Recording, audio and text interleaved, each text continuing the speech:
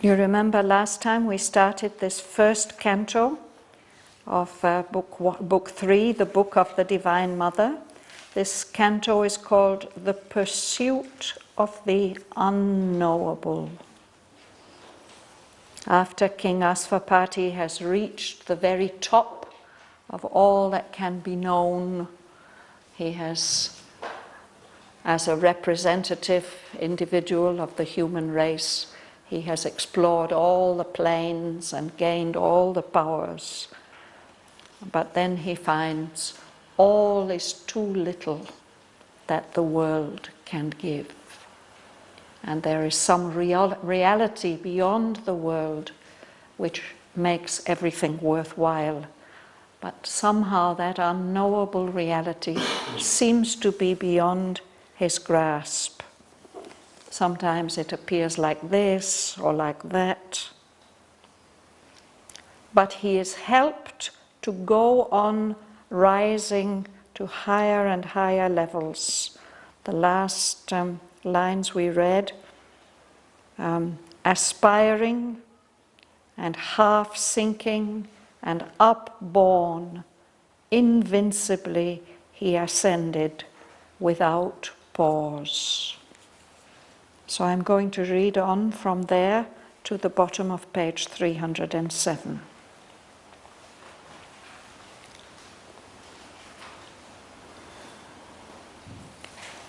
Always a signless, vague immensity brooded, without approach, beyond response, condemning finite things to nothingness, fronting him with the incommensurable. Then, to the ascent, there came a mighty term. A height was reached where nothing made could live. A line where every hope and search must cease. Neared some intolerant, bare reality. A zero formed, pregnant with boundless change. On a dizzy verge, where all disguises fail, and human mind must abdicate in light, or die like a moth in the naked blaze of truth, he stood compelled to a tremendous choice.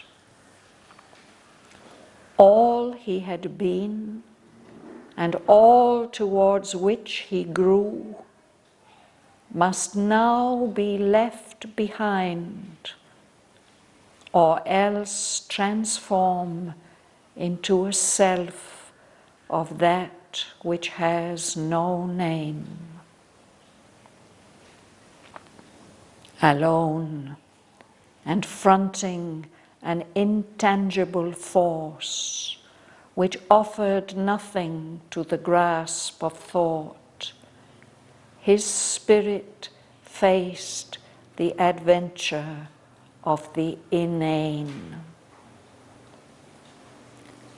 Abandoned by the worlds of form, he strove. A fruitful worldwide ignorance foundered here. Thought's long, far-circling journey touched its close, and ineffective paused the actor will. The symbol modes of being helped no more. The structures nescience builds, collapsing, failed. And even the spirit that holds the universe, fainted in luminous insufficiency, in an abysmal lapse of all things built, transcending every perishable support and joining at last its mighty origin. The separate self must melt or be reborn into a truth beyond the mind's appeal.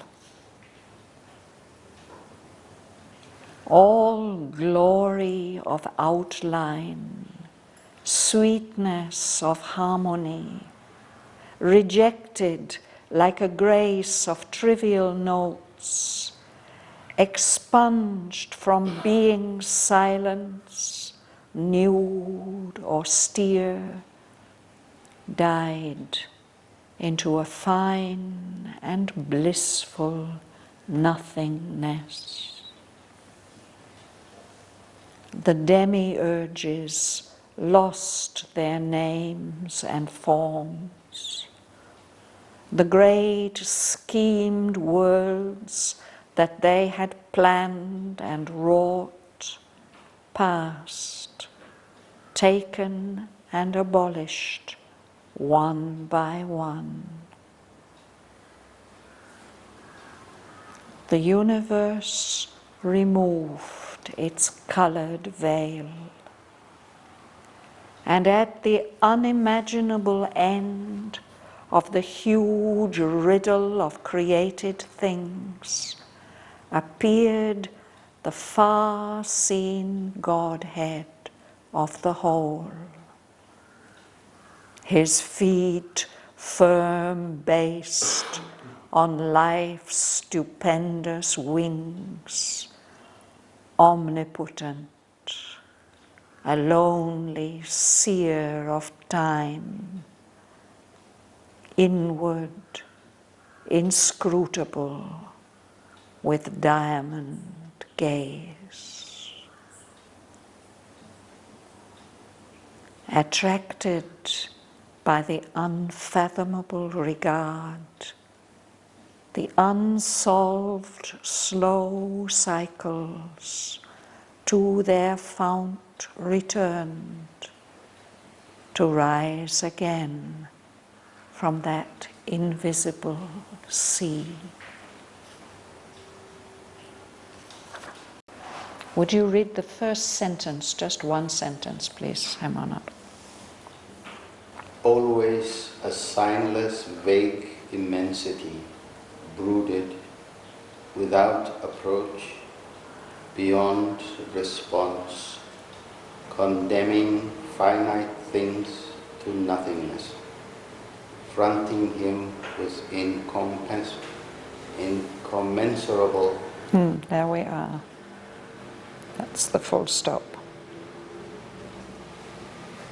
So King Asvapati on his journey, invincibly he's ascending without pause, but however far he goes, always there's this signless, vague immensity, like a featureless sky, a vast featureless sky. There's no sign.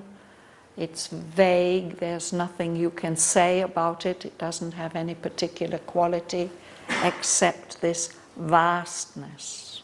It's an immensity, something huge. It broods, it brooded. Again, I'm going to say about this word, it's a word that comes quite often. The image is of the mother bird, particularly the mother hen, who goes into a kind of trance and sits on her eggs until they are ready to hatch. So anybody who's brooding, they are in a kind of meditative trance-like state, but something is going to hatch, something is going to come out.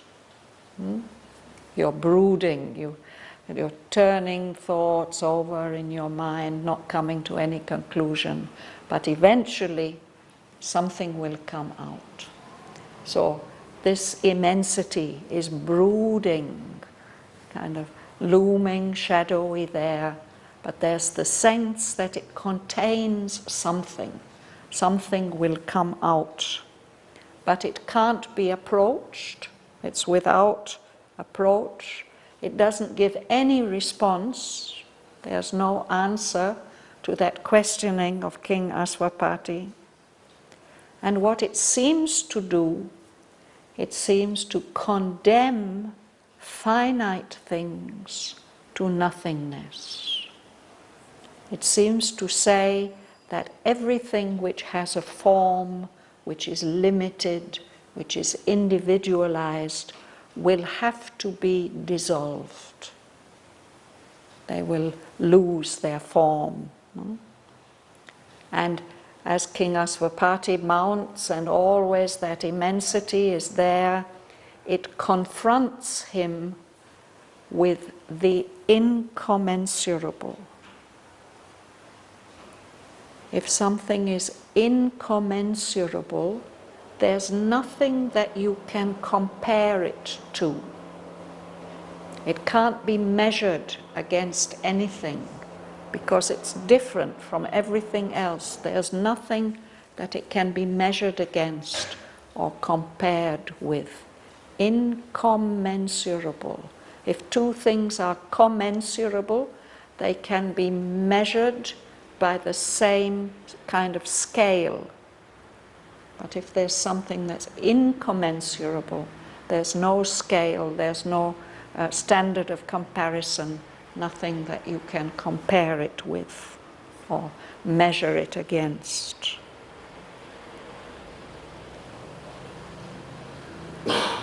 So like a great sky, this signless, vague immensity, the incommensurable. Can't even see how vast it is. Martin. Then to the ascent there came a mighty turn. A height was reached where nothing made could live. A line where every hope and search must cease. Near some intolerant, bare reality, a zero formed, brackened this boundless change. So he's been ascending without pause, invincibly, but now there comes a limit, a term, as where something must end. To the ascent there came a mighty term. He reaches a height where nothing made, nothing that's been created can live. There's as if a line, a borderline, where every hope and search must cease, must come to an end. All these movements that keep the universe turning, that line where every hope and search must cease, gets nearer and nearer to some intolerant, bare reality, some ultimate reality which will not allow anything else to exist except itself. But itself is bare, featureless, incommensurable. And it seems like a zero, like a nothing. But that zero that forms, that he sees, seems to be pregnant. It's going to give birth to boundless change. If he crosses that line, there will be a change which has no limit, no boundary to it.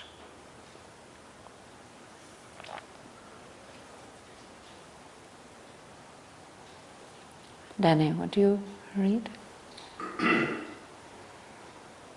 On a dizzy verge where all disguises fail, the human mind must abdicate in light or die like a moth in the naked blaze of truth. He stood, compelled to a tremendous choice. Thank you. So a verge is an edge. Sri Aurobindo says this verge is dizzy. It must be because it's so high, you get a kind of vertigo, you begin to feel dizzy, you might fall. A dizzy verge, on that dizzy verge, on that edge, all disguises fail. Everything that is not essential, which is not reality, just falls off. They can't exist anymore. And the human mind has to abdicate, to give up. When a king realizes that he can't rule any longer, he abdicates, he steps down, he says, I'm not the ruler. So for us, the human mind has been our leader and our guide and our ruler. At this point, the mind has to say, I give up. I can't go on here. It must abdicate in light. It must surrender to that light. Or else it will just be consumed the way that a moth is consumed in a candle flame. But in this case, it would just be eaten up by the naked blaze of truth. This sun of truth, this incredible energy and heat and light would just eat away the mind. So there, King Asvapati stands on this edge. He feels compelled to make a choice, a tremendous choice. He has to choose. Would you read?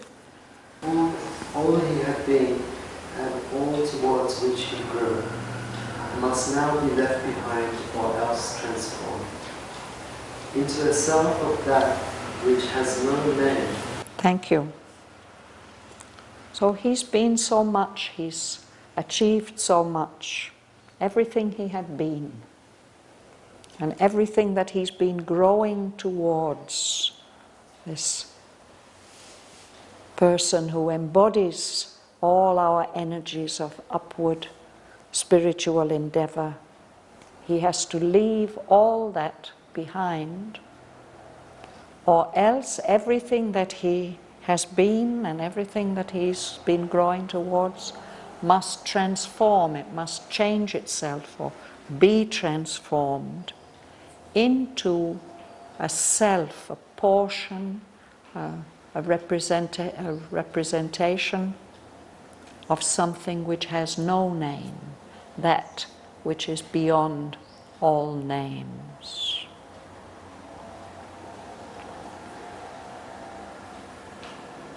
Joel. Alone and fronting an intangible force which offered nothing to the grasp of thought, his spirit faced the adventure of the inane. Abandoned by the worlds of form, he strove. Thank you. So there he is on this great height. He's all alone. He's facing, confronting an intangible force. There's an energy, there's a strength, a force which can't be touched. And it can't be grasped by thought. There's nothing there in that force for thought to get hold of. It offered nothing to the grasp of thought. His spirit, so it's not his mind, it's his spirit which is facing the adventure of the inane. Inane is usually a negative word. Something that's inane is senseless, stupid, foolish. It has no meaning. Here it doesn't quite mean that, but it means something which can't be understood, which is seems to be meaningless. There is nothing there for thought to grasp and define. So that's a kind of adventure if he's going to continue. We see that there's a kind of struggle in him. He strove, he's struggling, he's still making this effort, but he's abandoned by the worlds of form. There are no more forms, no more limits, nothing that the senses or the thought can grasp at all. A great formless mystery. Confronts him as the bare reality. What is the significance of certain words which are capitalized? It's not absolutely consistent throughout Savitri for various reasons, but usually when it has a capital like that, like here thought or inane, it gives it a kind of universal application. We can have a thought, we can have thoughts, but there's a plane or a universal movement of thought.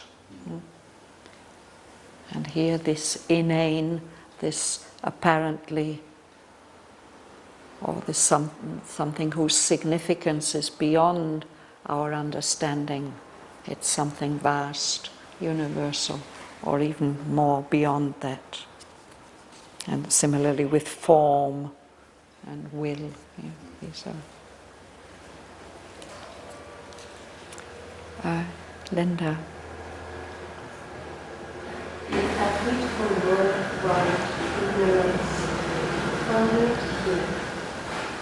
Thoughts, long, far, circling journey, touch its close, and ineffective pause, the after will. Yes. So here we are in this worldwide ignorance, and it's been very, very fruitful. So much has emerged from it. But on that height where he is, it founders. This is what happens to a ship when it gets driven onto the rocks and it's just destroyed.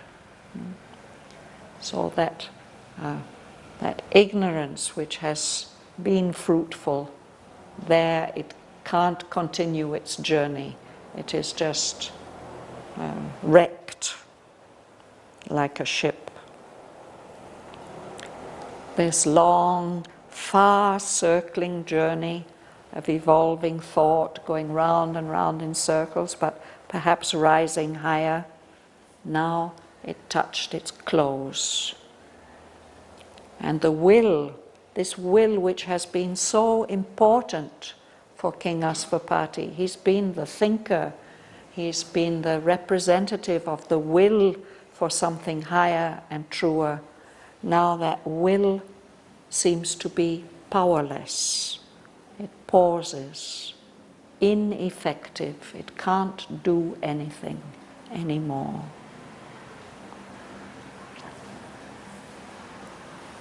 Prasanna? The simple modes of being helped no more. The structures, missiles, wings, collapsing fail, and even the spirit that holds the universe fainted in numerous insufficiency. Yes. So all these modes of being that we experience and know about here in the manifestation, they are symbols of something else. No? They are symbol modes of being. And they are no longer any use to King Asvapati. all the structures and formations that signify the universe to us, these are built actually by nescience, by not knowing. So these structures now, they just collapse. They don't support anything, they don't hold anything, they don't mean anything even anymore. And even that spirit, that cosmic spirit that holds and supports the universe, even this faints, it becomes weak and fades in luminous insufficiency. It is not strong enough, it is not true enough, it is not, it's just not enough to face that reality that he's facing now.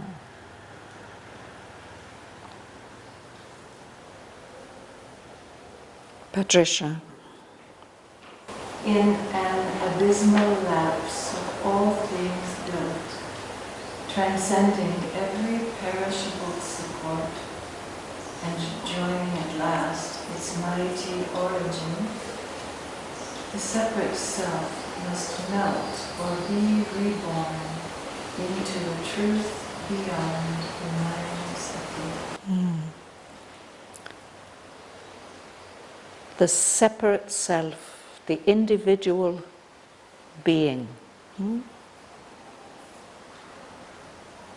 Here it is King Asvapati's own individualized being. In this situation where everything is collapsing, in an abysmal lapse of all things built, all the structures and constructions that support us in the universe, all these are just falling down into an abyss, into a deep hole. So in this situation, the separate self, he says, has to transcend. It has to go beyond all these supports, all these things that have been built, that have supported its sense of selfhood, all these perishable supports. They can't last. So it has to go beyond all those supports, and it has to at last join its mighty origin. Where has this separate self come from? When everything else collapses, what is the support? Only the origin, the essential existence. So this separate self, either it must just melt and merge into that formlessness, or it must be reborn into a truth that's beyond the appeal of the mind.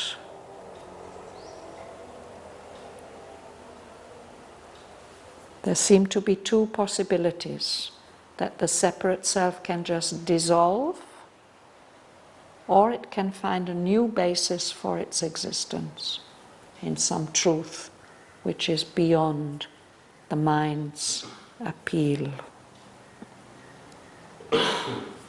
Bhavan. All glory of outline, sweetness of harmony, rejected lighted grace of trivial notes, expunged from clean silence, nude, austere, died into a fine blissful nothingness. So all the beauty of the universe, no? All glory of outline, of form, all sweetness of harmony, these things are rejected. They're rejected, he says, like a grace of trivial notes. If you're a musician, you will know that, at least in European classical music, there's the main melody or line of development of music, but sometimes they put in a little twiddle, a few notes to kind of make it more delightful. These are called grace notes. No? And you can, of course, play the melody without them. So here Sri Aurobindo says, all that beauty in the universe, all the sweetness of harmony, it's as if they are just little grace notes which don't really need to be there. They are trivial, they don't have a lot of significance. And here, in this formlessness, they get rejected. They even get expunged. They're just removed altogether from this silence of pure existence, being nude, without any covering, austere, nothing added, no unnecessary grace. It's only the essential thing, the essential existence. So all those beautiful things, these grace notes, they die away like the sound of music dies away into a fine nothingness. But that nothingness has something wonderful about it. It's a fine and blissful nothingness.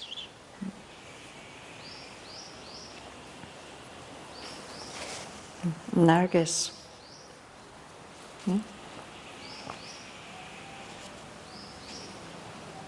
The demiurges lost the names and forms, the great schemed worlds that they had planned and wrought. Past, taken and abolished one by one. Yes. So the demiurges, this term comes from those philosophies that believe that there are equal powers of good and evil.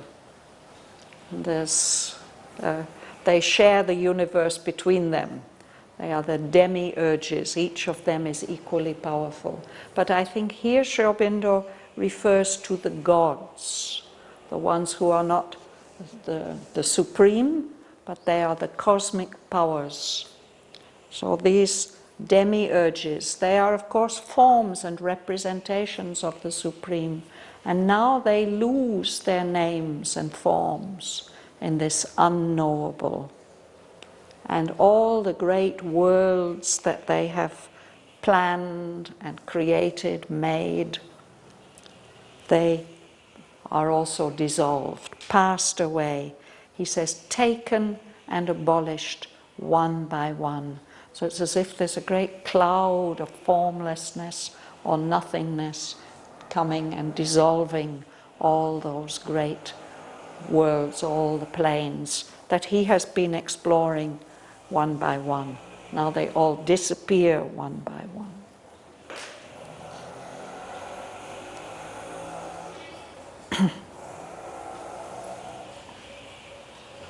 You can read the next sentence. The universe removed its colored veil, and at the unimaginable end of the huge riddle of created things appeared the far-seen Godhead of the whole, his feet firm based on life's stupendous wings, omnipotent, a lonely seer of time, inward, inscrutable, with diamond gaze. Thank you.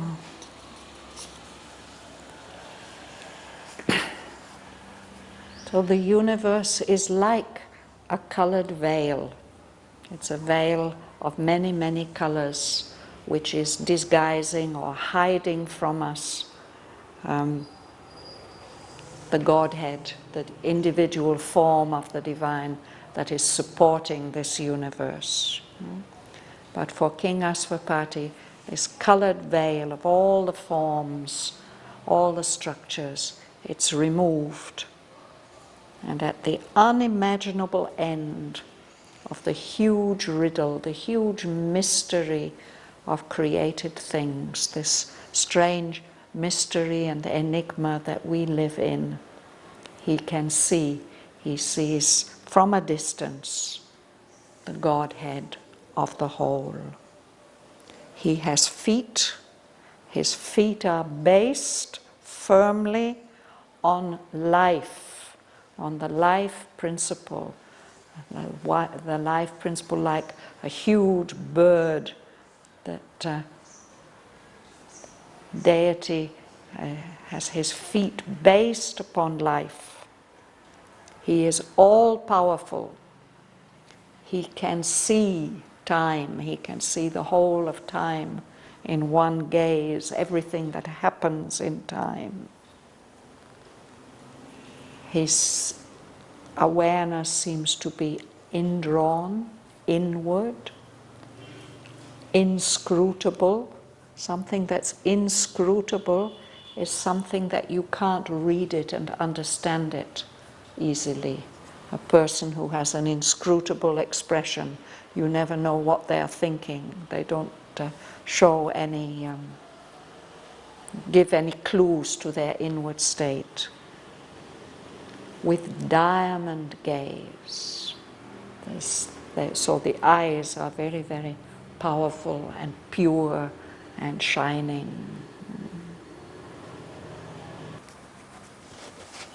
Attracted by the unfathomable regard, the unsolved slow cycles to their fount return, to rise again from that invisible sea. So it's as if that gaze is not so much looking outwards as drawing things inwards. All the cycles of time, of manifestation, are attracted back into that great gaze, that unfathomable regard, that deep look, which is their source, their fount. Everything has come out of that gaze, and everything is returning back into it. And then again they will rise, they will emerge from that invisible sea. So all the cycles of existence being expressed, taking form, and being attracted back again, taken into the silence for a while, and then emerging again. We'll stop there for today. We can take the time and read these lines together.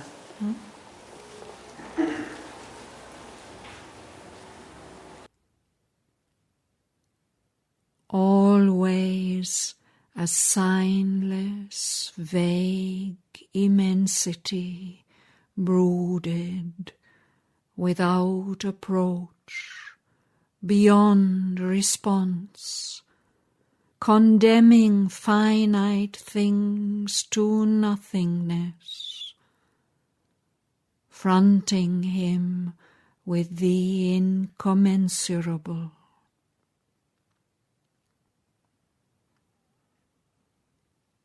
Then to the ascent there came a mighty term.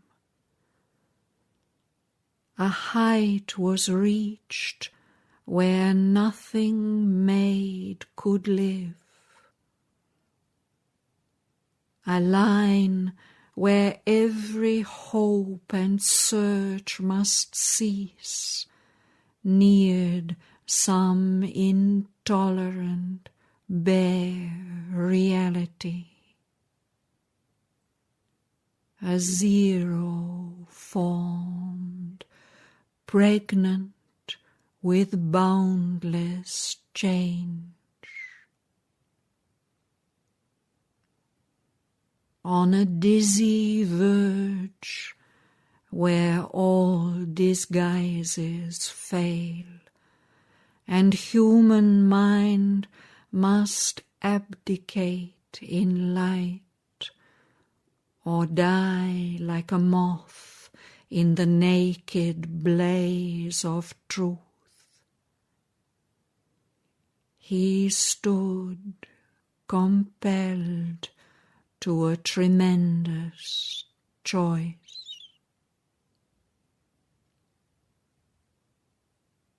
All he had been, and all towards which he grew, must now be left behind, or else transform into a self of that which has no name. Alone, and fronting an intangible force which offered nothing to the grasp of thought, his spirit faced the adventure of the inane. Abandoned by the worlds of form, he strove. A fruitful, worldwide ignorance foundered here. Thought's long, far-circling journey touched its close, and ineffective paused the actor will. The symbol modes of being helped no more. The structures nescience builds, collapsing, failed. And even the spirit that holds the universe fainted in luminous insufficiency.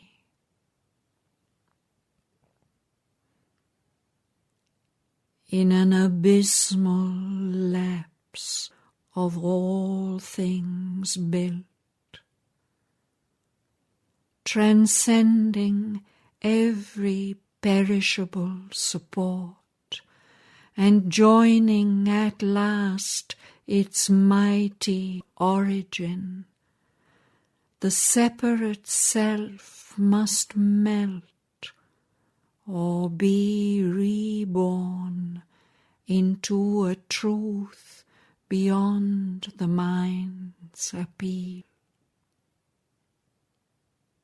All glory of outline, sweetness of harmony, rejected like a grace of trivial notes, expunged from being silence, nude, austere, died into a fine and blissful nothingness.